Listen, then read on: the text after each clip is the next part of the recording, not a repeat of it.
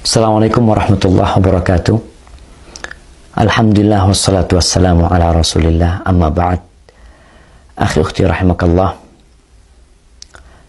bersama ayat kedua dalam panggilan Allah ya ayyuhalladzina amanu yang masih berada di surah Al-Baqarah ayat 153. Kalau panggilan pertama masalah adab dan etika, ini ada peringatan buat umat Islam yang mereka merasa dirinya beriman kemudian memiliki etika yang buruk, akhlak yang buruk, memiliki karakter yang tidak baik lalu membiarkannya. Allah memerintahkan kepada kita untuk memperbaiki dan menjadi lebih baik. Di panggilan kedua ini Allah mengatakan, surah Al-Baqarah ayat 153, ya ayyuhalladzina amanu ista'inu bis-sabri was-salah innallaha ma'as sabirin. Kata Allah, wahai orang-orang yang beriman, minta tolonglah kalian dengan sabar dan sholat. Jadikan sabar dan sholat itu penolong. Sesungguhnya Allah bersama orang-orang yang penyabar. Allah memerintahkan kepada orang-orang yang beriman dalam permasalahan dunia mereka, dalam permasalahan agama mereka, agar mereka menjadikan sabar dan sholat sebagai penolong. Seorang muslim dalam kehidupan ini, dia tidak akan lepas dari ujian. Baik ujian dalam permasalahan dunia, atau dalam permasalahan agama. Sabar maknanya adalah menahan diri dari melakukan sesuatu yang dibenci oleh Allah Jalla Jalaluh. Baik dengan lisan atau perbuatan kita. Kita menahan diri. Salat kita tahu. Dan para ulama menjelaskan bahwasanya kesabaran ini ada 3 macam. Dan dalam 3-tiganya, seorang muslim perlu meminta tolong kepada Allah untuk bisa bersabar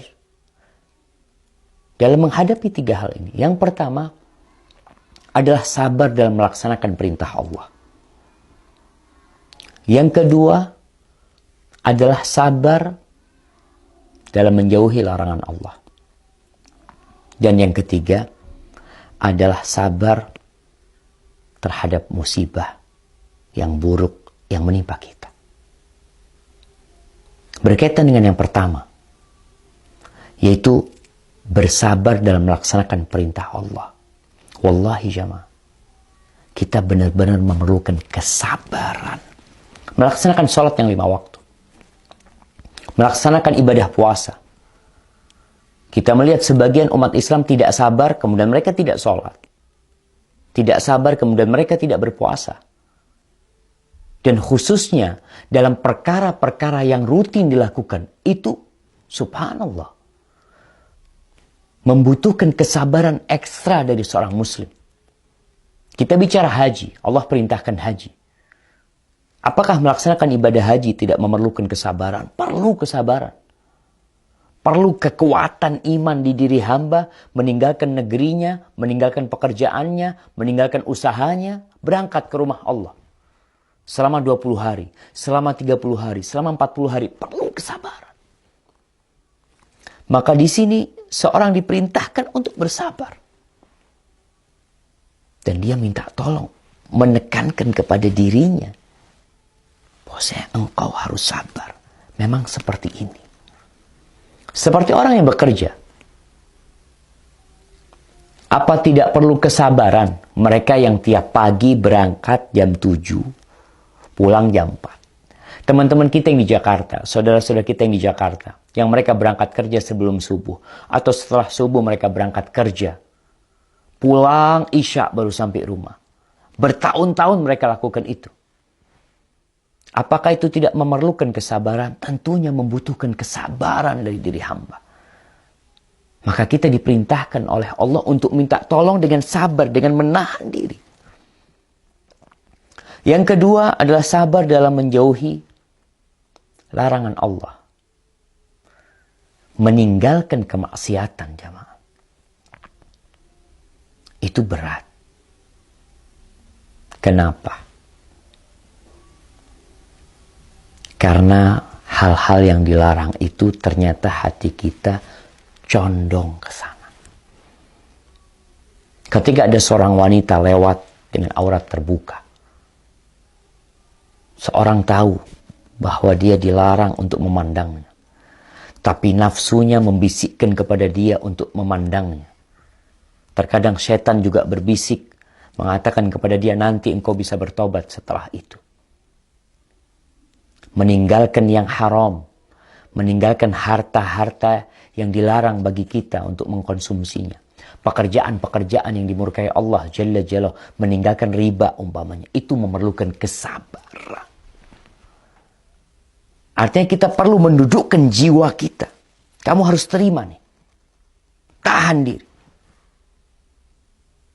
Itu kesabaran yang kedua. Sampai kapan kita sabar meninggalkan yang haram? Sampai mati. Allah mengatakan wa'bud rabbaka hatta ya'tiyakal yaqin. Beribadalah kepada Allah sampai kematian datang menyebut. Dan kesabaran meninggalkan yang haram menuntut kita untuk mempelajari mana yang haram dan mana yang halal. Mana yang harus ditinggalkan dan mana yang harus dikerjakan.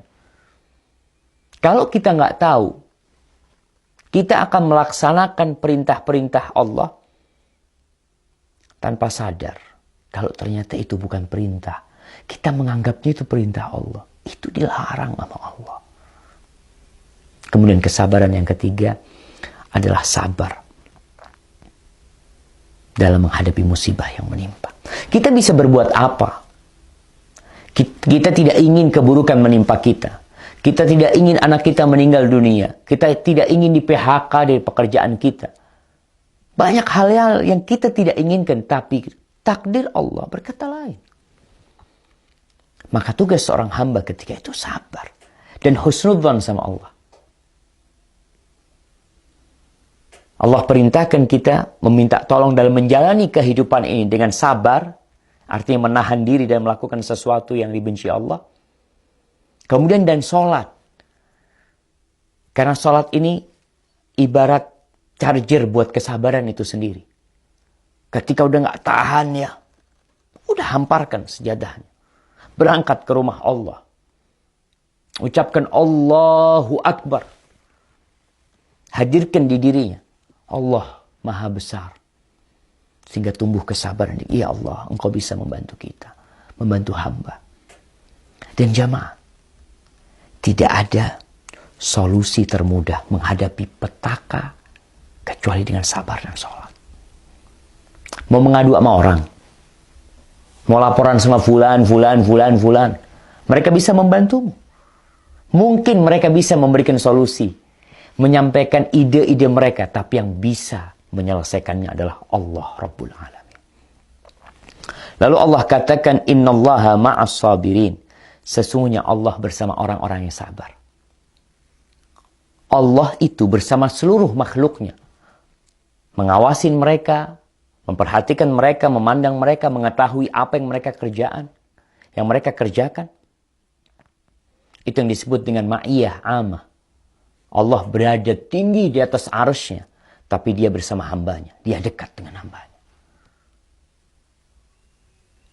Tapi buat orang-orang yang sabar, Allah bersama mereka. Memberikan petunjuk. Memberikan dukungan. Memberikan jalan keluar. Menguatkan keimanan di diri dia. Buat orang-orang yang sabar menjadi sifat dia. Maka kita perlu menumbuhkan di diri kita sifat sabar itu, melatihnya.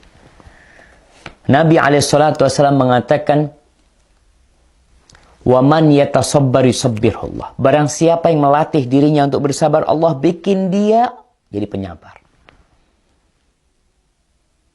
Maka setiap muslim dengan panggilan ini, baik ibu rumah tangga, seorang ayah, seorang anak, ketika menghadapi permasalahan itu, maka ingat, minta tolonglah.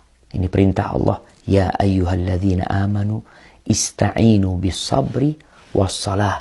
Innallaha ma'as sabirin. Ingat, Allah bersama orang-orang yang penyabar.